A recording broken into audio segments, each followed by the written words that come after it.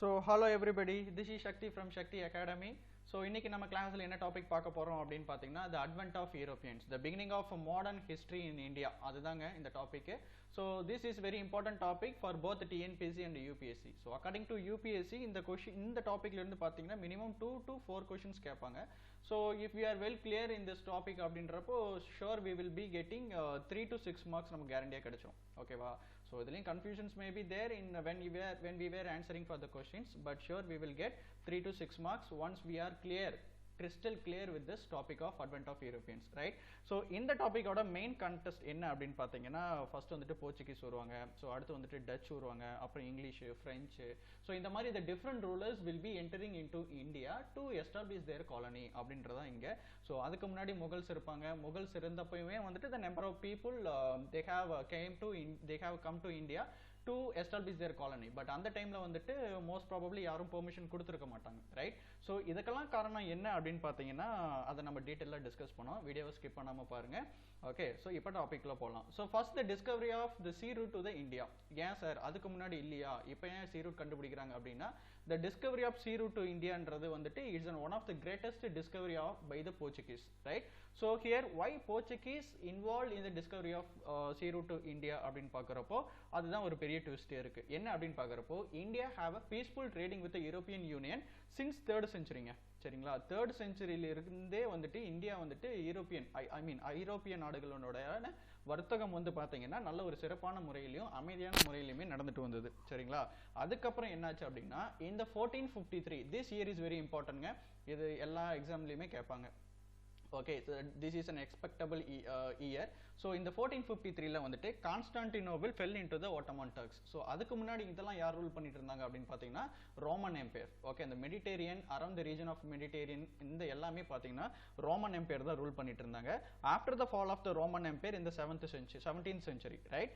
So 7th century வந்துட்டு ரோமன் எம்பையரோட ரூல் வந்துட்டு ஃபாலோ ஆனதுக்கு அப்புறம் இந்த அரபு வந்துட்டு என்ன பண்ணுவாங்கன்னா Arabian rulers they started establishing their dominance over the Egypt and the Persia and other countries and so on, right? அவங்க எஸ்டாப்ளிஷ் பண்ணனால they controlled and put the barrier to the Egypt to connect the Mediterranean, right? So Mediterranean வந்துட்டு connect பண்ற, for example இதுதான் வந்து பார்க்கறப்போ red சீங்க, இதுதான் வந்துட்டு Swiss canal, இப்போ இருக்கிற சுவிஸ் கேனல், ரைட்? ஸோ இது வந்துட்டு ஈஜிப்ட். இதை கிராஸ் பண்ணி போனோம் அப்படின்னா so here what will be there, இங்க மெடிடேரியன் ஜாயிண்ட் ஆயிரும். ஸோ ஈஸியா வந்துட்டு we could reach European union. But இந்த ரீஜன்லாம் வந்துட்டு அவங்க ஓட்டமன் டர்க்ஸ் கீழே போனனால இந்த ரூட்டை பிளாக் பண்ணிட்டாங்க. So no one is allowed to pass this route. Even if you are willing to pass this route அப்படின்றப்போ you have to pay more taxes to the government of Ottoman அப்படின்றனால ஒரு பெரிய problem நடந்தது, right? So அந்த tax is not been compatible with the people of European, right? So அதனால இங்க என்ன பண்ணாங்க அப்படின்னா so the European Union they plan to build a shipbuilding and the navigation. அப்போ என்ன பண்ணணும், shipbuildingல they have to concentrate to find a new sea route to India and navigation is to be necessary from the European Union to India, right? அதுக்கு முன்னாடி no one has found such thing. So அதனால வந்துட்டு அது வந்துட்டு ஒரு பெரிய ப்ராப்ளமா இருந்தது, ரைட்? அப்போ 1453க்கு அப்புறம் வந்துட்டு என்ன ஆச்சு அப்படின்னா 1453ல இருந்து அந்த சுவிஸ் கேனல் அப்படின்றது it is not been used by the people of traders from India to Egypt, European Union, right? So அதுக்கப்புறம் இது எப்ப சார் மறுபடியும் வந்ததுன்னா 19th century, இந்த மிடில் ஆஃப் 19th century என்ன ஆயிடுச்சு அப்படின்னா ஃபர்ஸ்ட் வேர்ல்டு வார்ல நம்ம இந்தியாவில் படித்தோம், இந்தியா மூவ்மெண்ட்ல தெரியும் நமக்கு கிளாஃபட் மூவ்மெண்ட் அப்படின்னு, ரைட்? இந்த ஓட்டமன் டர்க்ஸை வந்துட்டு பிரிட்டிஷ் வந்துட்டு கேப்சர் பண்ணிடுவாங்க. ஸோ அவங்கள மிஸ்ட்ரீட் பண்ணுவாங்க. ஸோ அதனால Shaukat Ali and Mohammad Ali introduce the Khilafat movement for the supports of Islamic people in India. So அப்படின்ற மாதிரி நிறைய ஸ்டோரி நம்ம இதுக்கு மேலே படிப்போம், சரிங்களா? ஸோ அதுக்கப்புறம் தான் வந்துட்டு ஒன்ஸ் அகைன் இந்த மெடிடேரியன்ல வந்துட்டு ட்ரேடிங் வந்துட்டு ஃப்ரீக்வெண்டா போக ஆரம்பிச்சது, ரைட்? ஸோ ஒன்ஸ் இந்த ரூட்டை பிளாக் பண்ணதுக்கு அப்புறம் என்ன பண்ணிட்டாங்க அப்படின்னா especially the Portuguese and Spain they were ready to aid money and mean for finding the sea route to India. Not only India, even for the Indonesia and other regions, ஓகேவா? So இந்த ரீஜன்ல தான் வந்து பாத்தீங்கன்னா நிறைய valuable things like spices, cotton, so இந்த மாதிரி நிறைய கிடைச்சது, சரிங்களா? அப்போ அவங்களோட main trading with eastern states தான், ரைட்? அப்போ Portuguese and Spains they were ready to aid the money and mean for finding the new sea route to India அப்படின்றப்போ already they have using this way. but now there is no any other way. They have to come over the Africa and they have to come to India and as well as Indonesia and other places and so on, right? So இதுதான் அங்க map. இதை பார்த்துக்குங்க. இது வந்துட்டு gulf of இது தெரியும் உங்களுக்கு, Persian gulf. இது வந்துட்டு ரெட் சி. இப்போ ரெட் சீல தான் வந்துட்டு most of 99% of the tradings with India to European union are been happening through this only தான். ஏன்னா லாஸ்ட் மந்த் ஒரு 2 months கூட உங்களுக்கு தெரியும், தட் இஸ் வாட் இந்த ரூட் வந்துட்டு சுவிஸ் கேனல் வந்துட்டு ஒரு எவர் கிரீன் அப்படின்ற ஒரு பெரிய ஷிப் பிளாக் ஆயிடுச்சு. ஸோ அதனால இன்டர்நேஷனல் ட்ரேடு வந்துட்டு ஒரு 10 days அரௌண்ட் 10 days வந்துட்டு ரொம்ப லேக் ஆயிடுச்சு. அதனால நம்பர் ஆஃப் கம்பெனிஸ் தி மெட் லாஸ் அப்படின்ற மாதிரி நிறைய ஸ்டோரிஸ்லாம் படிச்சிருப்போம், ரைட்? ஸோ இந்த மாதிரி வந்துட்டு ஒரு சைடு வந்துட்டு இந்த மாதிரி ஒட்டோமன் டாக்ஸ் ப்ராப்ளம் பண்ணிட்டு இருக்காங்க. அனதர் சைடு வந்துட்டு யூரோப்பியன் யூனியன்லாம் they plan to plan to donate the number of offerings to the people those are finding the sea route to India as well as the men supports and so on, right? அப்போ Portuguese and Spain என்ன கொடுக்குறாங்க, மணியும் and மென்னும் கொடுக்குறாங்க. நாங்கள் இது மணியும் மென்னும் provide பண்ணுறோம் யாரெல்லாம் கண்டுபிடிக்கிறாங்க அப்படிங்கிறாங்க. ஜெனோஸ் என்ன பண்ணுறாங்க அப்படின்னா they ready to provide the ships and the technical knowledge. அப்போ இதுதான் ரொம்ப முக்கியம். ஓகே, ஜெனோஸ் ப்ரொவைட் பண்ணுறாங்க, ஷிப்ஸ் அண்ட் டெக்னிக்கல் நாலேஜ்னு கேட்குறாங்க. அப்போ இது கேட்பாங்க, யார் வந்துட்டு பணமும் மேனையும் கொடுக்குறாங்க for finding the new sea route அப்படின்னு கொஸ்டின் கேட்பாங்க, ரைட்? அப்போ you have to answer Portuguese and Spain. At the same time ship providing பண்ணுறது யாரு அப்படின்னு கேட்குறப்போ so you have to answer for Genoese, right? So அதுக்கப்புறம் வந்துட்டு அப்போ வந்துட்டு போடுறாங்க ஒரு ட்ரீட்டி போடுறாங்க, that is called treaty of Tordesillas in 1497. இந்த ட்ரீட்டி ஆஃப் டோர்டெஸ்லாஸ் என்ன சொல்லுது அப்படின்னா, so this treaty is between for Spain and Portuguese. சரிங்களா? This treaty is for Spain and Portuguese. இங்க ஏன் ரெண்டு பேரும் போடுறாங்க அப்படின்னா, so almost that 2 people are ready to share their money and men for finding the new sea route, right? ஆனா actually the people doesn't know whether the India is located in the eastern side or the northern side or western side அப்படின்றது யாருக்குமே தெரியாது. So அதனால first they have planned to sign in the treaty that is called Treaty of Tordesillas. இது ரொம்ப important ட்ரீட்டிங்க. கேட்பாங்க, Treaty of Tordesillas is been signed with what are the 2 countries ன்னு கேட்பாங்க. So that is Spain and Portuguese. இது எப்போ நடந்ததுன்னு கேட்பாங்க, 1497. Okay, அப்போ இந்த ட்ரீட்டி ஆஃப் டோர்டெஸ்லாஸ்ல அவங்க என்ன சொல்லியிருப்பாங்க அப்படின்னா, ஈஸ்டர்ன் சைடில் வந்துட்டு Portuguese will control over the eastern side and western சைடில் வந்துட்டு ஸ்பெயின், இந்தியா, ஆப்பிரிக்கா, இந்தியா, இந்த ரீஜன் ஈஸ்ட் கண்ட்ரி சைடு இருக்கு இல்லையா? ஸோ இந்த ரீஜனில் வந்துட்டு போர்ச்சுகீஸ் போவாங்க. அட் த சேம் டைம் இந்த ரீஜனில் வந்துட்டு ஸ்பெயின் போவாங்க. அதனால தான் நம்ம இப்போ வரைக்கும் படிச்சுட்டு இருக்கோம், Vasco da Gama from Portuguese found the sea route to India and Columbus from Spain found the sea route to South America அப்படின்னு. புரிஞ்சுதுங்களா? அந்த மாதிரி வந்துட்டு இங்க 2 ட்ரீட்டியும் போட்டனால ஈஸ்டர்ன் சைட்ஸ் வில் பி யாரு, ஈஸ்டை பார்த்து கிழக்கு நோக்கி யாரு, போர்ச்சுகீஸ் போவாங்க. அதே மாதிரி மேற்கு நோக்கி இவங்க போவாங்க, ஸ்பெயின் போவாங்க, ரைட்? ஸோ அப்படி போயிட்டு தான் வந்துட்டு டிஃப்ரெண்ட் திங்ஸை கண்டுபிடிப்பாங்க, ரைட்? ஸோ அதுக்கு முன்னாடி என்ன பண்ணுவாங்க அப்படின்னா 1487 வந்துட்டு பார்த்தலோமியோ டைஸ் அப்படின்ட்டு ஒரு ரூலர் இருப்பார், போர்ச்சுகீஸ் ரூலர். ஸோ அவர் என்ன பண்ணுவாருன்னா ஆல்ரெடி போவார். Actually Bartholomew Dias is Portuguese navigator, right? So இவர் வந்துட்டு கேப் ஆஃப் குட் ஹோப்புக்கு போவார். கேப் ஆஃப் குட் ஹோப் எங்க இருக்கு அப்படின்னு பார்த்தீங்கன்னா ஆப்பிரிக்கால. இதுதான் வந்துட்டு cape of good hope, right? Important place, note பண்ணுங்க. கேப் ஆஃப் குட் ஹோப் இதுதான் இம்பார்ட்டன்ட் பிளேஸ். இங்க வந்துட்டு தான் இது இந்தியா இந்தியா இந்தியா அப்படின்னு சொல்லி கத்திட்டு இருப்பாரு யாரு, பார்த்தலோமியோ டைஸ், ரைட்? ஸோ அங்க இருக்கணும் இது இந்தியா இல்லடா, இது we have to go there அப்படின்ற மாதிரி அவங்கள சென்ட் பண்ணி, so again Bartholomew Dias will be going back to this Portuguese and once again within a few years in 1498 Vasco da Gama found the sea route to India through Cape of Good Hope and from Cape of Good Hope இங்கிருந்து Madagascar வருவாரு. மடகாஸ்கர்ல இருந்து இங்க வந்துட்டு ஒரு Gujarat navigator இருப்பாரு, ஓகேவா? Gujarat navigator இருப்பாரு. அந்த குஜராத் நேவிகேட்டரோட பேர் என்ன அப்படின்னு பாத்தீங்கன்னா அப்துல் மஜீத் அப்படின்ற ஒரு person, right? Abdul Majeed. So this is very important. Who gave a navigation to Vasco da Gama to found a sea route ன்னு கேட்பாங்க. That is called Abdul Majeed. So இந்த பர்சன் தான் வந்துட்டு நேவிகேட் கொடுப்பாரு எதுக்கு, கேலிக்கட்டுக்கு, ரைட்? ஸோ அந்த டைம்ல when Vasco da Gama came to Calicut in 1498 அந்த டைம்ல கேலிக்கட்ல யார் இருந்தாங்கன்னா கிங் சமோரின் ரூல் பண்ணிட்டு இருப்பாரு, ஓகேவா? கிங் சமோரின் இருப்பாரு. ஆக்சுவலி கிங் சமோரின் வந்துட்டு welcomed Vasco da Gama with a good manner, but actually Samorin doesn't know that whether Vasco da Gama came to for simply the visiting India or else to establish their colony அப்படின்னு. So அவங்க வாஸ்கோ ட காமாவோட main plan என்ன, they have to establish their factory in India and they have to earn lot of money and so on, right? So அதனால king சாமோரின் வந்துட்டு ரொம்ப welcome பண்ணாரு. அவர் once again இந்த Vasco da gamma அவர் return போறப்போ, அவர் Portuguese போறப்போ king சாமோரின் வந்துட்டு அவருக்கு நிறைய ஆஃபர் பண்றாரு, லைக் ஸ்பைசஸ் இந்த மாதிரி what are the things that R been cultivated in the Calicut and other India. So அந்த மாதிரி இருக்கிற திங்ஸ் எல்லாம் எடுத்து அவருக்கு இது பண்றாங்க, ரைட்? இது பண்றாங்க. So once again the Vasco da Gama back to in India in 1501 ஓகேவா 1501 வந்துட்டு அகைன் வராங்க. ஸோ 1501 வந்துட்டு அகைன் இருந்துட்டு அப்புறம் கொஞ்ச நாள் அங்கே இருக்காங்க. ஸோ கொஞ்ச நாள் இருந்ததுக்கு அப்புறம் தேர் இஸ் அ கிளாஷஸ் நடக்குது. யாரா இருக்கும்? இவங்களுக்கு கிங் சாமோரியனுக்கும் அவங்களுக்கும் கிளாஷஸ் நடக்குது. ஸோ அதுக்கப்புறம் வாஸ்கோட காமா வந்துட்டு அவங்க ட்ரேடிங் ஃபேக்டரி கண்ணூரில் வந்துட்டு எஸ்டாப்ளிஷ் பண்ணுறாங்க. அதுக்கப்புறம் கேலிக்கட்டு, கொச்சின், ஸோ இந்த மாதிரி இம்பார்ட்டன்டான ட்ரேடிங் சென்டர்ஸ்லாம் வந்துட்டு எஸ்டாப்ளிஷ் பண்ணி அவங்களோட காலனியை இந்தியாவில் ஃபர்ஸ்ட் டைம் எஸ்டாப்ளிஷ் பண்ணுறாங்க. ரைட்.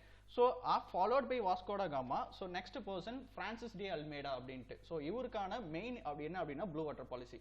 ஸோ இது டிஎன்பிசியில் நிறையவே கேட்க சான்ஸ் இருக்கு. ப்ளூ வாட்டர் பாலிசி வந்து பார்த்தீங்க யார் இன்ட்ரடியூஸ் பண்ணாங்கன்னு கேட்பாங்க.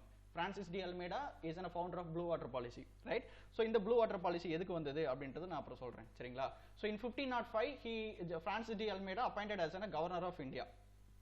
Okay, he is a good consolidated person who really consolidated the position of Portuguese in India. எது கேட்பாங்க. அப்போ when was Francis D. Almeida appointed as a governor of India ன்னு கேட்டாங்கன்னா 1505, right? அப்போ he is a good consolidator. Vasco da Gama அவர் வந்துட்டு ஒரு basement தான் போட்டாரு.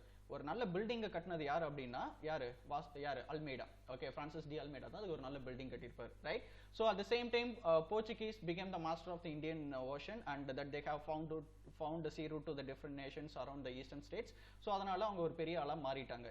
எதனால? After the finding the number of sea route to India and other regions of eastern states and so on. அதுக்கப்புறம் blue water policy அப்படின்னு ஒன்று போடுறாங்க. Okay, so இந்த ப்ளூ வாட்டர் பாலிசி எதுக்காக போடுறாங்க அப்படின்னா இங்கே வந்துட்டு சமோரினுக்கு வந்துட்டு கொஞ்சம் பிரச்சனை. Because Zamorin is having the threat with Mamluk sultan of Egypt. அவங்க கூட வந்துட்டு இவர் கனெக்ஷன் வச்சுட்டு இவங்களுக்கு ஆப்போசிட் பண்ணி பேசுவார். யாருக்கு? போர்ச்சுகீஸ் ஆப்போசிட் பண்ணி பேசுகிறவர். ஸோ அதனால வந்துட்டு ஃபைனலாக ஒரு வார் நடக்கும். அதில் வந்துட்டு ஃபைனலாக ப்ளூ வாட்டர் பாலிசி இந்த மாதிரிலாம் நிறைய போடுவாங்க. ரைட். ஸோ இதுதான் வந்துட்டு மெயின் ரீசன். அப்போ பிரான்சிஸ் டி அல்மேடாக்கு நீங்கள் ரிமெம்பர் பண்ண வேண்டியது 2 things. என்னது? First appointed as a governor of India in 1505 and the next one is blue water policy. இது ரெண்டும் தான் இவருக்கான முக்கியம். அது தவிர வேற எதுவும் இந்த பிரான்சிஸ் டி அல்மேடால இம்பார்ட்டன்ட் கிடையாது. ஓகேவா? ஸோ அடுத்து followed by Francis de Almeida யார் வராங்க அப்படின்னு பார்த்தீங்கன்னா Albuquerque. Right. So Alfonso de அல்புபெக்.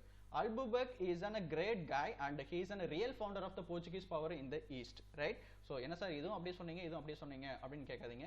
Almeida வந்துட்டு கன்சாலிடேட்டட் ஒரு குட் பொசிஷன், ஒரு பேஸ்மெண்ட் போட்டார் அப்படின்னா ஒரு பில்டிங்கை கட்டுறாரு. ரைட். அதை பர்ஃபெக்டாக ஃபினிஷ் பண்ணுறது யார் அப்படின்னு பார்த்தீங்கன்னா அல்புபெக் தான். அப்போ he is called as a real founder of the Portuguese power in the eastern and he is the first guy to acquire the Goa from the Sultan of Bijapur in 1510. கோவாவை sultan of Bijapur இருந்து 1510ல வாங்குறாரு. யாரு? அல்புபெக். Right. So அல்புபெக் கிட்ட நீங்கள் remember பண்ண வேண்டியது only one thing, he has captured the Goa from the sultan of Bijapur in 1510. Right. So அப்போது இதில் தான் வந்துட்டு அவ்வளோதான் இதில் இம்பார்ட்டன்ட். சரிங்களா? ஸோ அதுக்கப்புறம் இதில் நீங்கள் என்ன ரிமெம்பர் பண்ணோம் அப்படின்னா அல்புபெக்கை பொறுத்த வரைக்கும் he is a real founder. அப்புறம் இந்த இம்பார்ட்டன்ட் இதை வாங்கியிருக்காரு. அட் த சேம் டைம் அவரும் வந்துட்டு நம்பர் ஆஃப் ஸ்ட்ராங் ஹோல்ஸ் வச்சிருந்தாரு. இந்த லைக் மலபார் கோஸ்ட்ல மலாக்கா அண்ட் ரெட் சி இதுலாம் வந்துட்டு நிறைய ஸ்ட்ராங் ஹோல்ஸ் லைக் ட்ரேடிங் வந்துட்டு ரொம்ப ஸ்ட்ராங்கா இருந்துச்சு அவருடைய பீரியட்ல. சரிங்களா? ஸோ அதுதான் up to about Alfonso de Albuquerque. Right. So next Nino da Cunha வந்துட்டு he was appointed as a governor of India 1529. இது important. So you have to note it down. Year எல்லா இயருமே ரொம்ப இம்பார்ட்டன்ட்ங்க. சரிங்களா? எல்லா இயர் யூபிஎஸ்சியில் மோஸ்ட் ப்ராபப்ளி இயர்ஸ் வராது உங்களுக்கு. ஏன் அப்படின்னா எல்லாருமே அதை தான் கேட்பாங்க அப்படின்ட்டு UPSC never has such things. But in cases கேட்டாங்கன்னா 1 or 2 கொஸ்டின்ஸ் கேட்பாங்க. பட் டிஎன்பிஎஸ்சியில் மோஸ்ட் ப்ராபப்ளி இயர்ஸ் மட்டும் தான் நம்ம கேட்பாங்க. சரிங்களா? பட் அது வந்துட்டு ஓல்டு மெத்தட். பட் இப்போ எல்லாமே கான்செப்டாக கேட்க ஆரம்பிச்சிட்டாங்க. ஈவன் டிஎன்பிஎஸ்சிலையுமே கான்செப்டாக கேட்க ஆரம்பிச்சிட்டாங்க. So you have to study the entire concept. Okay. So next Nino da Cunha appointed as a governor of Portuguese in India in 1529. ஸோ இவர் வந்துட்டு அவர் ஹெட் குவார்ட்டர்ஸ் வந்துட்டு கொச்சின்ல இருந்து கோவாக்கு மாற்றுவார். Already Goa has been captured from யாரு? சுல்தான் ஆஃப் பிஜாப்பூர்னு பார்த்தோம். சரிங்களா? அல்புபெக் வந்துட்டு சுல்தான் ஆஃப் பிஜாப்பூர் இருந்து கோவா வந்துட்டு கேப்சர் பண்ணியிருப்பாங்க. Then later they realised that Goa is an important trading place அப்படின்றனால so Nino da Cunha transfer his headquarters from Cochin to Goa and he has a relationship with Bahadur Shah Jafar. Right. So Bahadur Shah Jafar is the last Mughal king in India. So Bahadur Shah Jafar oda konjam or alavukku relationship vechirupanga but not up to the mark. However konjama vechirupanga. ஏன் அப்படினா something the support is been very necessary no. So அந்த மாதிரி வந்துட்டு வச்சிருப்பாங்க. But at the same time வந்துட்டு அவங்களுக்கு என்ன ஆகும், ஹுமாயூன் கூட கொஞ்சம் அவருக்கு இது இருந்தது. ஓகேவா? பகதூர் ஷா ஜாஃபர், ஹுமாயூன் அண்ட் அவங்க கூட ரிலேஷன்ஷிப் இருந்தாலுமே கொஞ்சம் அந்த கசப்புன்னு சொல்லுவாங்களே, conflict will be there with Mughal Emperor Humayun, Bahadur Shah Jafar with an Innadi Kanha and so on, right? So அதனால அவங்களுக்கு வந்துட்டு கொஞ்சம் threats வந்துட்டு internal threats within India is been widely is been ruled out அப்படின்ட்டு, right? So இதுதான் வந்துட்டு போர்ச்சுகீஸோட settlements இன் India. So எங்கெங்க பாருங்க, சூரத்தில் இருக்கு, டையூ டாமன்ல இருக்கு, டார்டா நாகர்கோவிலில் வச்சிருக்காங்க, அதுக்கப்புறம் கவுலு, பான்கோட், டபுள், கோவா அண்ட் மேங்களூர் அண்ட் கண்ணூர் வந்துட்டு ரொம்ப இம்பார்ட்டன்ட் பிளேஸ் ஆஃப். அப்புறம் கேலிக்கட், இப்போதான் கோலிக்கட், அப்போ கேலிக்கட்டு, அப்புறம் நெக்ஸ்ட் வந்துட்டு கிராங்கனூர் அண்ட் கொச்சின். அப்புறம் ஈஸ்டில் வந்து பார்த்தீங்க அப்படின்னா மச்சுலிப்பட்டினம், புலிகேட் அண்ட் இதுலாம் வந்துட்டு பார்த்தீங்கன்னா ஈஸ்டில் வந்துட்டு அவங்க ரொம்ப கன்சாலிடேட் பண்ணலீங்க. Only the small things they have consolidated. அவங்களோட லார்ஜ் டெரிட்டரி என்ன அப்படின்னு பார்த்தீங்கன்னா இந்த வெஸ்டர்ன் தான் அவங்களோட லார்ஜ் டெரிட்டரி, சரிங்களா? அப்போ இதெல்லாம் இம்பார்ட்டன்ட் செட்டில்மெண்ட்ஸ் நீங்கள் பார்த்துக்குங்க. So when you are been looking at the video இதை பாஸ் பண்ணி இதை நோட் பண்ணி வச்சுக்குங்க, சரிங்களா? ஸோ இப்போ நமக்கு டைம் இல்லை, because we have to complete it, right? So next Dutch பார்க்கறதுக்கு முன்னாடி போர்ச்சுகீஸோட பவர் எப்படி போச்சு, so what was the main causes that the Portuguese has lost their power அப்படின்னு பார்க்குறப்போ first one is the policy of religious, right? So the Portuguese started forcing their community of Christianity to the people of India. அவங்க என்ன பண்ணாங்கன்னா கிறிஸ்டியானிட்டியும் ஜூஸையும் அவங்களுக்குள்ள implement பண்ணி எல்லாத்தையும் convert பண்ண ஆரம்பிச்சாங்க, ஓகேவா? எல்லாத்தையும் கன்வெர்ட் பண்ண ஆரம்பிச்சாங்க. அண்ட் இம்பார்ட்டன்ட் கோட் சொல்லுவாங்க about the Portuguese were the first to come and last to go அப்படின்னு சொல்லுவாங்க, சரிங்களா? அரௌண்ட் 1961 சம்திங்ல தான் அவங்க 61 ஆர் 61 சம்திங்ல தான் அவங்க போயிருப்பாங்க பை யூசிங் அவர் இந்தியன் காப்ஸை யூஸ் பண்ணி தான் வந்துட்டு அவங்கள வெளியே துரத்திருப்பாங்க, சரிங்களா? ஸோ அதுக்கு முன்னாடியே வந்துட்டு அவங்க தான் ஃபர்ஸ்ட் வருவாங்க, லாஸ்ட்டாக போவாங்க வெளியே, ஓகேவா? ஸோ ரிலீஜியஸ் பாலிசினால தான் மோஸ்ட் ப்ராபபிளி அவங்க லாஸ் பண்ணாங்க. அதுக்கப்புறம் ஒரு பேட்டில் ஆஃப் ஸ்வாலே அப்படின்னு ஒன்று நடந்திருக்கும். ஸோ அந்த மாதிரிலாம் வந்துட்டு இம்பார்ட்டன்ட் திங்ஸ் நீங்கள் படிச்சுக்குங்க, சரிங்களா? ஸோ நெக்ஸ்ட் அபவுட் த டச்சை பற்றி பேசுகிறப்போ டச்சில் என்னமே இல்லை, கார்னிஸ் டே ஹாட்மேன் அப்படின்றவர் தான் வந்துட்டு first man of the Dutch who came to India, not India, especially the Sumatra island அப்படின்னு நம்ம படிச்சிருப்போம் இல்லைங்களா? அந்த சுமத்ரா ஐலாண்டு அண்ட் பேண்டம் இந்த ரீஜனில் வந்துட்டு 1596 வந்துட்டு வந்திருப்பாருங்க, சரிங்களா? 1596 வந்துட்டு அவர் வந்தார். அதுக்கப்புறம் வந்துட்டு ஃபர்ஸ்ட் அவங்களோட ஃபேக்ட்ரி வந்துட்டு மச்சுலிப்பட்டினம் 1605 இன்ட்ரடியூஸ் பண்றாரு, ஓகே? மச்சுலிப்பட்டினத்தில் 1605 இன்ட்ரடியூஸ் பண்றாரு. அதுக்கப்புறம் they have captured the Nagapattinam from Portuguese and Nagapattinam became their strongest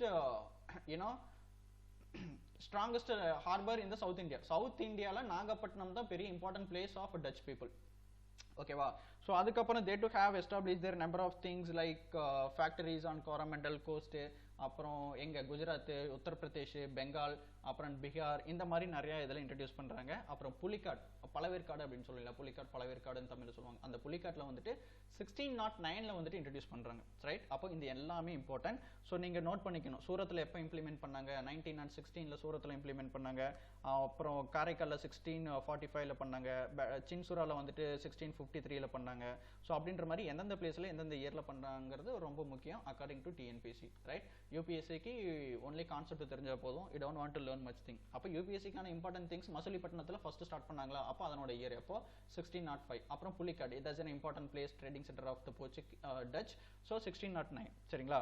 so அதில் தான் வந்துட்டு அது மட்டும் நீங்கள் படித்தா போதும், right? So Anglo Dutch rivalry. So அதுக்கப்புறம் டச்சுக்கும் போர்ச்சுகீஸ்க்கும் இங்கே என்ன சார் பிரச்சனை? ஸோ அங்கே வந்துட்டு ஒரு பிரச்சனை நடக்குது. என்ன பிரச்சனை அப்படின்னா, ஸோ இந்த டைமில் தான் வந்துட்டு இங்கிலீஷ் வந்துட்டு their having seeing that time of uprising the prominence in the eastern trade, right?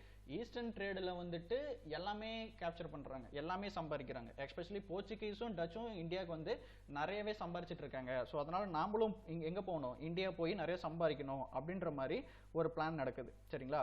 அந்த பிளான்ல என்ன அப்படின்னு பார்த்தீங்கன்னா, இங்கே வந்துட்டு அம்போயினா அப்படின்ற ஒரு பிளேஸ் இருக்கு. தட் அம்போயினா இஸ் லொகேட்டட் இன் த இந்தோனேஷியாவில் ஒரு சின்ன ஊர் தான் அம்போயினா. இப்போ பிரசன்ட் டே இந்தோனேஷியாவில் இருக்குங்க. இங்கே வந்துட்டு இந்த பேட்டில் ஆஃப் அம்போயினா நடக்கும், ஓகேவா? இந்த பேட்டில் ஆஃப் அம்போயினால என்ன நடக்கும் அப்படின்னு பார்க்குறப்போ இதில் வந்துட்டு மோஸ்ட்லி டச்சுக்கும் இங்கிலீஷ்க்கும் தான் இது நடக்கும், ரைட்? ஸோ இந்த டைமில் வந்துட்டு பார்க்குறப்போ பேட்டில் ஆஃப் அம்போயினாவை வந்துட்டு டச் வந்துட்டு கேப்சர் பண்ணுறாங்க ஃப்ரம் போர்ச்சுகீஸ். அந்த டைமில் 10 இங்கிலீஷ் பீப்புளை கொன்றுவாங்க. யார்? டச்சு. அதனால அவங்க கோவம் வந்துடும், யாருக்கு? இங்கிலீஷ் கோவம் வந்துடும், ரைட்? ஸோ அதனால அவங்க என்ன பண்ணுவாங்க அப்படின்னா, ஆக்சுவலாக அம்போயினான்றது ஒரு important place of Portuguese, but later captured by the Dutch. அதுதான் important island, spices island அப்படின்னு சொல்லுவாங்க. ஓகே, இந்தியாவோட நிறைய ஸ்பைசஸ் வந்துட்டு அம்போயினால தான் இருக்கும். ஓகே, ஸோ அப்போ இங்கிலீஷ்க்கும் டச்சுக்கும் வந்து சண்டை வருது. ஏன் அப்படின்னா டச் வந்துட்டு போர்ச்சுகீஸ் வெளியே துரத்துறப்போ 10 இங்கிலீஷ் மேனை வந்துட்டு கொண்டுருவாங்க. ஸோ அதனால English will get tensed about it, and once again the British will attacked on the Portuguese, attacked on the Dutch people. அதனால ஒரு ட்ரீட்டி ஆஃப் அம்போயினா அப்படின்னு ஒன்று, பேட்டில் ஆஃப் அம்போயினால ஒரு ட்ரீட்டி போட்டு சரி நாங்கள் காம்ப்ரமைஸ் பண்ணிக்கிறோம் அப்படின்ட்டு 1667 வந்துட்டு ஒரு காம்ப்ரமைஸ் பண்ணுவாங்க. யாரா இருக்கும்? டச்சுக்கும் இங்கிலீஷ்க்கும். சரிங்களா? ஸோ அதுக்கப்புறம் எங்களுக்கு வேண்டாம், இந்தியா வேண்டாம் அப்படின்ற மாதிரி Dutch started concentrating their trade in Amboyna. ஏன் அப்படின்னா more than India they will be having the large number of resources in Amboina, especially the spices abdinte. So they don't want to India, because since the number of internal threats are there, like Portuguese, adukapra yaar English irukanga abindradanaala, so they retired from India and concentrated in Amboina, right? அப்போ touch உள்ள வராங்க, கொஞ்ச நாள் இருக்காங்க, மறுபடியும் வெளியே போறாங்க. அவங்க வெளியே போறதுக்கான காரணம் என்ன? Battle of Amboyna. அப்போ பேட்டில் ஆஃப் அம்போயினா யாராருக்கு நடக்குது? இங்கிலீஷ்க்கும் டச்சுக்கும் நடக்குது, ரைட்? அப்போ இந்த மாதிரி இம்பார்ட்டன்ட் பிளேஸ்ல வந்துட்டு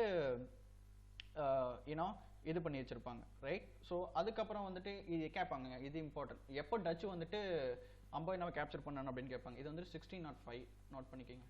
1605 1605 வந்துட்டு அம்போயினாவை வந்துட்டு டச் கேப்சர்ட் ஃப்ரம் போர்ச்சுகீஸ். இது ரொம்ப இம்பார்ட்டன்ட், கேட்பாங்க. Even UPSC May ask this question. ஓகேவா? ஸோ ஃபைனலாக டச் வெளியே போகிறாங்க. இந்த டைமில் வந்துட்டு இங்கிலீஷ் உள்ள வரும். இங்கிலீஷ்க்கான என்ன? இங்கிலீஷ்க்கு வந்துட்டு ஒரு பொறாமை. ஏன் அப்படின்னா நம்ம எல்லா இடத்துலையுமே கன்சாலிடேட் பண்ணிட்டோம், எல்லா இடத்துலையுமே காலனி எஸ்டாப்ளிஷ் பண்ணிட்டோம், இந்தியாவில் என்ன பண்ணல. ஏன் அப்படின்னா India is an eastern state. Eastern ஸ்டேட்டில் போர்ச்சுகீஸும் போய் நல்லா சம்பாதிக்கிறான், டச்சும் போய் நல்லா சம்பாதிக்கிறான், நாம ஏன் போகக்கூடாது அப்படின்ற மாதிரி இங்கே வந்துட்டு ஒரு ப்ளீ வைக்கிறாங்க. யாருக்கிட்டனா குயின் எலிசபெத் I in 1600. அதுக்கு முன்னாடியே ஒரு ப்ளீ வைப்பாங்க. என்ன பண்ணுவாங்க அப்படின்னா, anyway government is not interested to establish any company in India at the beginning, right? So here in 1599 the merchant adventurers அப்படின்ட்டு 100 லண்டன் merchants, இது ரொம்ப இம்பார்ட்டன்ட், 100 லண்டன் வியாபாரிகள்னு சொல்லுவாங்க. 100 London merchants established their company in India, and with the assent of Queen Elizabeth, and which has been given in the 1600, right? So இந்த company என்ன சொல்லுவாங்க அப்படின்னா, the governor and the company of merchants of London trading into the East Indies அப்படின்ற மாதிரி ஒரு நேம்ல வந்துட்டு start பண்ணுவாங்க. ஸோ ஃபர்ஸ்ட் வந்துட்டு 15 இயர்ஸ்க்கு வந்துட்டு பர்மிஷன் கொடுப்பாங்க. யாரு? Queen Elizabeth. Okay, queen Elizabeth வந்துட்டு monopoly for the trading, not to establish, ரொம்ப முக்கியம். இது கம்பெனி எஸ்டாப்ளிஷ் பண்ணலீங்க, சரிங்களா? This company has not established here, only for the trading purpose the queen Elizabeth issued the charter. Okay, issued the charter for the rights of the having trade with in India, exclusive trades, right? So அப்போ the British did not establish their company. அது ரொம்ப முக்கியம். So simply they came to India for trading, not for anything else. Portuguese எப்படி வந்தாங்களோ அந்த மாதிரி இவங்களும் உள்ள வராங்க. எதுக்கு அப்படின்னு பார்த்தீங்கன்னா for the trading purposes, right? So monopoly of the trade, first 15 இயர்ஸ்க்கு பர்மிஷன் கொடுக்குறாங்க குயின் எலிசபெத். அதுக்கப்புறம் in 1609 வந்துட்டு என்ன பண்றாங்கன்னா, they plan to increase the trade. ஏன்னா அதுல நிறைய ப்ராஃபிட் வந்துச்சு. யாருக்கு? இங்கிலீஷ்க்கு, right? So they plan to increase year of monopoly in 1609. Note பண்ணுங்க, 1609 வந்துட்டு இந்த இயர் 15 வருஷம் கொடுத்துருந்தாங்க இல்லையா, அதுக்கு முன்னாடியே வந்துட்டு இதை நம்ம நிறைய வருஷம் போடலாம், ஏன்னா இதுல நிறைய ப்ராஃபிட் இருக்கு அப்படின்ற மாதிரி நினைக்கிறாங்க. அதே வருஷத்துல கேப்டன் வில்லியம் ஹாக்கின்ஸை வந்துட்டு சென்ட் பண்றாங்க எங்க? இந்தியாவுக்கு, ரைட்? ஸோ அவர் வில்லியம் ஹாக்கின்ஸ் இந்தியா வரப்போ அங்க யார் இருப்பாரு அப்படின்னா ஜஹாங்கீர் இருப்பாருங்க, சரிங்களா? முகல் எம்பரர் ஜஹாங்கீர் இருப்பாரு. பட் ஃபர்ஸ்ட் டைம் வந்துட்டு Jahangir refuse to give a permission. ஏன் அப்படின்னா அந்த டைம்ல Portuguese insisted Jahangir to not to give permission. Portuguese already உள்ள இருக்கான், அப்போ இங்கிலீஷ் உள்ள வந்தா இவங்களுடைய என்ன ஆகும்? இவங்களோட பிசினஸ் ஸ்பாயில் ஆகும், இவங்களுக்கு ப்ராஃபிட் கம்மியாகும், ரைட்? ஸோ அதனால போர்ச்சுகீஸ் அப்படியே நைஸா வந்துட்டு ஜஹாங்கீர்கிட்ட பேசி அவங்களுக்குலாம் பர்மிஷன் கொடுக்காதீங்க, ஸோ அவனுங்கெல்லாம் அப்படி இப்படி அப்படின்ற மாதிரி நிறைய சொல்லி வேணான்ட்டாங்க. Once again William Hawkins he back to India. So அதுக்கப்புறம் 1611 வந்துட்டு ஒரு வார் நடக்குது. இந்த வார்ல என்னென்ன அப்படின்னு பார்த்தீங்கன்னா, 1612, ஓகே 1612 ரொம்ப இம்பார்ட்டன்ட். 1612 வந்துட்டு இங்கிலீஷ்க்கும் போர்ச்சுகீஸ்க்கும் ஒரு வார் நடக்குது. இந்த வார்ல வந்துட்டு கேப்டன் தாமஸ் பெஸ்ட் அப்படின்னு ஒருத்தர் இருப்பார். Okay, captain Thomas best, right? So that persons defeated the Portuguese இந்த சூரத்தில் வந்துட்டு கடல் வழி போரில் வந்துட்டு போர்ச்சுகீஸை டிஃபீட் பண்ணிடுவார். அதில் வந்துட்டு இம்ப்ரெஸ் ஆகிட்டு என்ன பண்ணுவாங்க அப்படின்னா, so Jahangir impressed by the powers of British and he have given the permission. And அதுக்கப்புறம் என்ன பண்ணுவாங்க? ஸோ அதுக்கப்புறம் பர்மிஷன்ஸ் கொடுத்ததுக்கப்புறம் in 1616 the first factory at Machilipatnam has been introduced by East India Company. English East India Company introduced in 1616. Note பண்ணுங்க, இதுதான் first company of East India 1616ல. Okay, so அதுக்கப்புறம் என்ன ஆகும் அப்படின்னா 1612க்கு அதுக்கு முன்னாடி வந்துட்டு தாமஸ் கேப்டன் பெஸ்ட், அதை நான் சொன்னல, கேப்டன் இவர் தான் வருங்க, Thomas captain best, sorry captain Thomas best defeated the Portuguese in the Surat, கடல்வழி போர். இது வந்து கடல்வழி போர், சி ஆஃப் அப்படின்னு சொல்லுவாங்க. ஓகே, ஸோ கடல்வழி போரில் வந்துட்டு இவரை டிஃபீட் பண்ணியிருப்பார் யார், கேப்டன் தாமஸ் பெஸ்ட். ஸோ அதில் இம்ப்ரெஸ் பண்ணிவிட்டு 1613ல் பர்மிஷன் கொடுப்பாங்க. அப்புறம் 1616ல் ஃபர்ஸ்ட் ஃபேக்ட்ரி வந்துட்டு இன்ட்ரடியூஸ் பண்ணுவாங்க. ரைட், ஸோ அந்த ஃபேக்ட்ரி ஃபர்ஸ்ட் இன்ட்ரடியூஸ் பண்ணுறப்போ வந்து பார்க்குறப்போ சார் தாமஸ் அட்வொர்த் அப்படின்ற ஒருத்தர் இருப்பார். அவர் தான் வந்துட்டு பார்த்தீங்கன்னா அவருடைய யூனோ பவர் கீழே தான் வந்துட்டு எஸ்டாப்ளிஷ் பண்ணியிருப்பாங்க சூரத்தில் ஃபர்ஸ்ட். எப்போ 1913ல், சாரி 1613ல் வந்துட்டு ஃபர்ஸ்ட் சூரத்தில் வந்துட்டு இவரு கீழே தான் வந்துட்டு இன்ட்ரடியூஸ் பண்ணியிருப்பாங்க. அதுக்கப்புறம் தான் மசூலிப்பட்டினம் எப்போ 1919. ரைட், ஸோ அதுக்கப்புறம் 1615ல் Thomas Roe and ambassador of James one. இது ரொம்ப important. So who is a first ambassador of Thomas one in 1616 கேட்டாங்கன்னா Thomas Roe is a first ambassador of James one in 1616. Right, so அதுக்கப்புறம் பாம்பேக்கும் இவங்களுக்கு என்ன முக்கியம் அப்படின்னா பாம்பே வந்துட்டு பாம்பேயில் ரூல் பண்ண ஒரு பர்சன். ஓகேவா, ஸோ பாம்பே வந்துட்டு அதுக்கு முன்னாடி வந்துட்டு போர்ச்சுகீஸ் தான் ரூல் பண்ணிட்டு இருப்பாங்க. ஓகே, அந்த போர்ச்சுகீஸ் வந்துட்டு அவர் ஒரு king, he has ruled Bombay. Right, so அவர் வந்துட்டு பாம்பேவை கிஃப்டாக கொடுப்பார். யாருக்கு அப்படின்னா கிங் சார்ல்ஸ் டூக்கு. இவருக்கு ஏன் சார் அவர் கிஃப்டாக கொடுக்குறாருன்னா அவரோட பொண்ணை தான் இவர் கல்யாணம் பண்ணியிருப்பார். அவங்க பேர் கூட கேத்தரின் வரும். ஓகே, 1662 அந்த இயர் 1662ங்க. சரியா, 1662ல் Bombay gifted to the king Charles two as a marriage dowry அப்படின்னு கொடுத்துருப்பாரு. அதனால king Charles two married the daughter of the king Portuguese and அதனால வந்துட்டு பாம்பேவை கிஃப்டாக கொடுத்துருவாங்க. ஓகே, ஸோ அதனால இதுதான் சான்ஸ் அப்படின்னு நினச்சிட்டு பாம்பேவையும் ஈஸ்ட் இந்தியா கம்பெனிகளை கொண்டு வந்துருவாங்க. ஸோ அதுக்கப்புறம் எல்லாமே இன்ட்ரடியூஸ் கொஞ்சம் கொஞ்சமாக பண்ணி golden farman by sultan of Golconda for 500 pagodas. பகோடாஸ்ன்றது ஒரு வேல்யூ ஆஃப் மணின்னு சொல்லுவாங்க. Right, so 500 annual income. நீங்கள் வந்துட்டு ஒரு ரீஜன் எடுத்துக்கலாம், அந்த ரீஜனுக்கான ஒரு இட்ஸ் லைக் டெனன்ஸ், குத்தகை மாதிரி.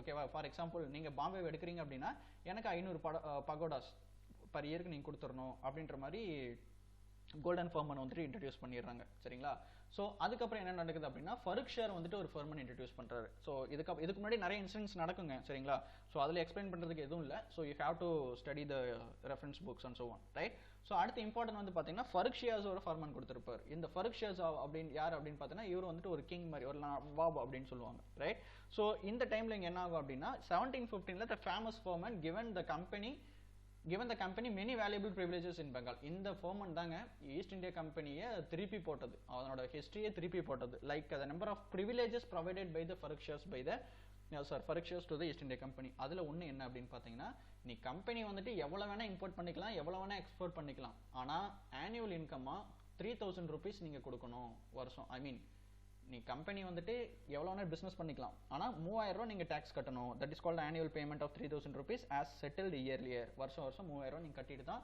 இம்போர்ட் பண்ணிக்கலாம், எக்ஸ்போர்ட் பண்ணிக்கலாம் அப்படின்னு அது ஒரு ஃபர்ஸ்ட் சொல்லியிருப்பாரு. அடுத்து company was permitted to issue the dastak. தஸ்தக்ன்ற வேர்டு ரொம்ப முக்கியம், கேட்பாங்க யூபிஎஸ்சியில் கேட்பாங்க. டிஎன்பிஎஸ்சிக்கு கேட்க மாட்டாங்க, யூபிஎஸ்சியில் கேட்பாங்க. வாட் இஸ் தஸ்தக் அப்படிம்பாங்க. ரைட், ஸோ தஸ்தக் அப்படின்றது என்ன அப்படின்னு பார்த்தீங்கன்னா so money.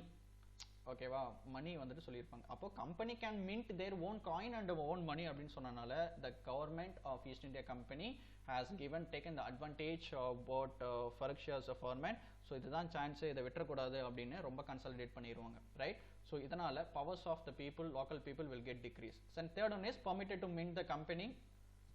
Third one is the company was permitted to lend more lands around Bengal, permitted to mint company own its coin and so on. Right, so sorry மாத்தி சொல்லிட்டேங்க. தஸ்தக் அப்படின்றது bosses. ஓகேவா, தஸ்தக் அப்படின்ற bosses, யார் எந்த கண்ட்ரி பீப்புள் உள்ள வந்தாலும் அதுக்கு company pass கொடுத்துக்கலாம் அப்படின்னு சொல்லியிருப்பாங்க. அடுத்து கம்பெனி வந்துட்டு பெங்கால் சுற்றி இருக்கிற லேண்ட் எல்லாத்தையும் பெசன்ஸ்க்கு டெனன்ஸ் கொடுத்துக்கலாம். லைக் பெசன்ஸ்க்கு டெனன்ஸ் கொடுத்து அதில் மூலியமா லேண்ட் டேக்ஸஸ் கலெக்ட் பண்ணிக்கலாம். Plus the company can permit to mint their own coin அப்படின்னு சொல்லியிருப்பாங்க. ரைட், ஸோ இதுதான் வந்துட்டு important history about Farrukhsiyar's golden farman. Golden farman யார் இஷ்யூ பண்ணதுன்னு கேட்பான். ஒரே ஒரு கோல்டன் ஃபர்மன் தான் இஷ்யூ பண்ணியிருப்பாங்க. தட் இஸ் கால்டு ஃபருக்ஷியர் அப்படின்னு. ஓகே, ஸோ அது வந்துட்டு அதில் ரொம்ப முக்கியம். ஓகேங்களா, ஸோ அதுக்கப்புறம் இங்கே யார் வருவாங்க அப்படின்னா ஃப்ரெஞ்சு வருவாங்க. இதுதான் இங்கிலீஷ் கம்பெனியோட ரூலு.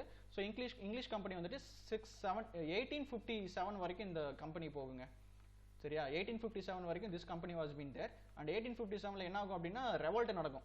அது எல்லாமே தெரியும் உங்களுக்கு. ரெவால்ட் ஆஃப் 1850 ரெவால்ட் கலகம் அப்படின்னு படிச்சிருப்பீங்க. ஓகே, வேலூர் கலகம் நடந்த மாதிரி அங்க சிப்பாய் கலகம் மீரட்ல ஃபர்ஸ்ட் ஸ்டார்ட் ஆகும். ஸோ அதுக்கப்புறம் கவர்மெண்ட் ஆஃப் இந்தியாக்கு 1858ல என்ன பண்ணுவாங்க அப்படின்னா the entire crown of the company crown of the company will be changing to the direct to the crown of the Queen Elizabeth அப்படின்ட்டு private எல்லாத்தையும் எடுத்துட்டு டைரக்டா கம்பெனி கவர்மெண்ட்டே வந்துட்டு இதுல கான்சென்ட்ரேட் பண்ணும் அப்படின்ற மாதிரி சொல்லியிருப்பாங்க. சரிங்களா?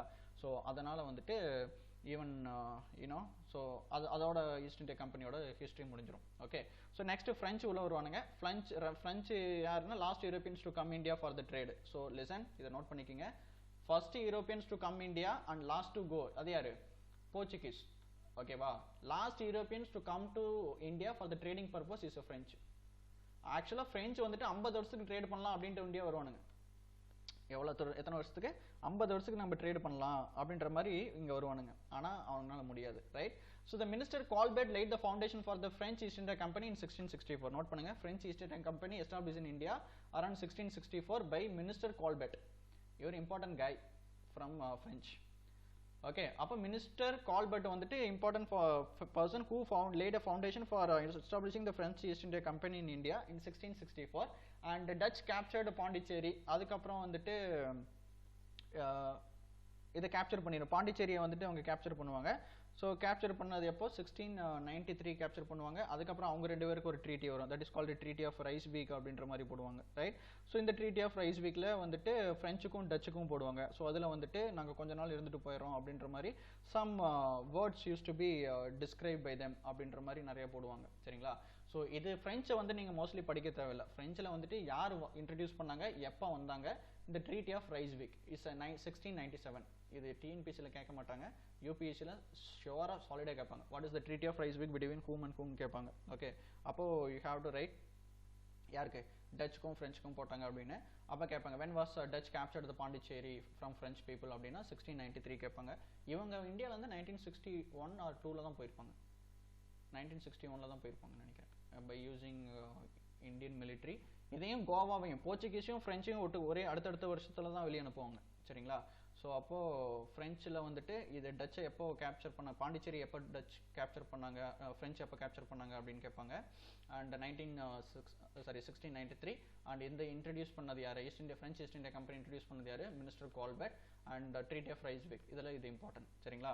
ஸோ இந்த அட்வென்ட் ஆஃப் யூரோப்பியன்ஸில் நம்ம அரைவல் ஆஃப் போர்ச்சுகீஸ் பார்த்துருக்கோம், அரைவல் ஆஃப் டச் பார்த்துருக்கோம், அரைவல் ஆஃப் இங்கிலீஷ் பார்த்துருக்கோம், அண்ட் அரைவல் ஆஃப் ஃப்ரெஞ்ச் பார்த்துருக்கோம். இது எல்லாமே அவங்களோட arrival plus how they have consolidated their companies for the trading purposes in India.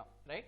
So next classல நம்ம என்ன பார்க்க போறோம் அப்படின்னா the number of wars like Anglo-French war, Anglo-Carnatic war, and Battle of Panipat, Battle of Buxar, Battle of Tarain, அப்புறம் first Mysore வார், இந்த மாதிரி different Wars பார்க்க போகிறோம். நான் இதில் வந்துட்டு கன்டினியூ பண்ணுவேன், பட் நீங்கள் கன்ஃபியூஸ் ஆகிடக்கூடாது. சரிங்களா?